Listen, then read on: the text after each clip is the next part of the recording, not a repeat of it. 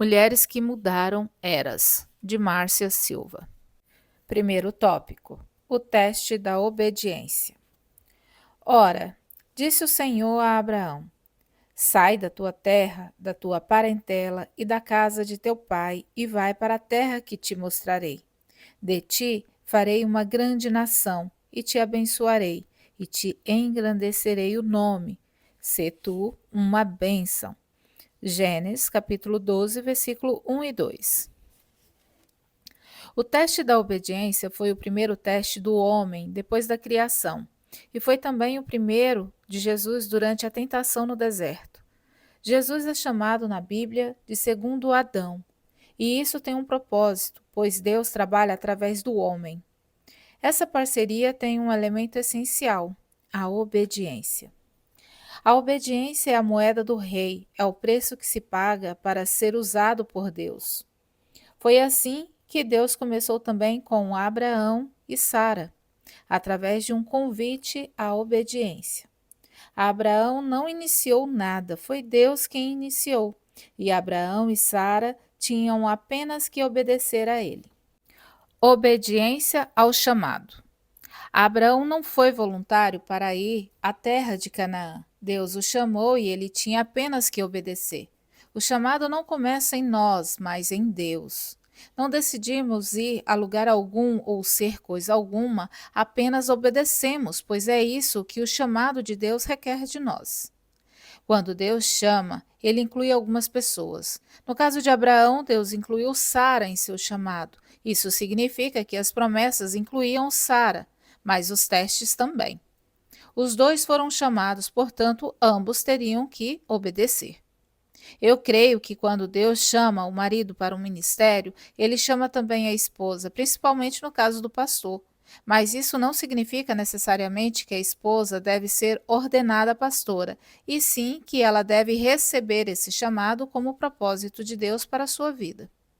Sara não tinha como ser indiferente ao chamado de Abraão, pois ele afetava diretamente a sua vida. A terra que Deus havia prometido a Abraão deveria se tornar para Sara sua casa, e a descendência prometida, sua descendência. É assim que nós, mulheres, respondemos a Deus quando permitimos que o chamado de nosso marido afete também nossa vida. Acredito que um dos problemas mais sérios e frequentes nas igrejas seja o fato de a esposa do pastor não discernir o chamado do marido como sendo também o dela, e por isso não dar a Deus uma resposta apropriada. Esse é, sem dúvida, o primeiro teste que enfrentamos antes de sermos usadas por Deus. É importante que você se identifique com Sara, pois Abraão não teria como obedecer se Sara não concordasse em ir com ele, nem tivesse o mesmo alvo de vida. Para que Abraão obedecesse ao chamado de Deus, Sara também teria que obedecer, porque andarão dois juntos, se não houver entre eles acordo? Amos, capítulo 3, versículo 3. Deus chamou Abraão para ser pai e Sara para ser mãe, e para o pastor e sua esposa o chamado é o mesmo, como lemos em 1 Tessalonicenses, o ponto de nos confiar a ele o evangelho. 1 Tessalonicenses capítulo 2, versículo 4. O chamado é o mesmo, mas a função dos dois é diferente. Falamos sobre isso no livro O Papel da Esposa do Pastor na Plantação de Igrejas. Mas, por não entender isso, algumas esposas de pastores são indiferentes ao chamado do marido, agindo como se o chamado fosse apenas para ele. Ela tem sua função, seu salário e seus alvos de vida completamente independentes dos dele. Isso está errado. Se você age assim, eu aconselho a mudar de atitude, começando por sua maneira de falar com seu marido, sua igreja, seu povo, seu ministério. Agindo dessa maneira, você se exclui do ministério dele. Entenda que você não foi chamada para marcar presença em cerimônias importantes, apenas para manter as aparências, mas sem um real comprometimento com a obra de Deus. Talvez uma esposa de político possa agir assim, mas não uma esposa de pastor. Para que vocês dois possam gerar um povo de propriedade exclusiva de Deus, precisam ter o mesmo coração. A princípio, este foi o erro de Sara.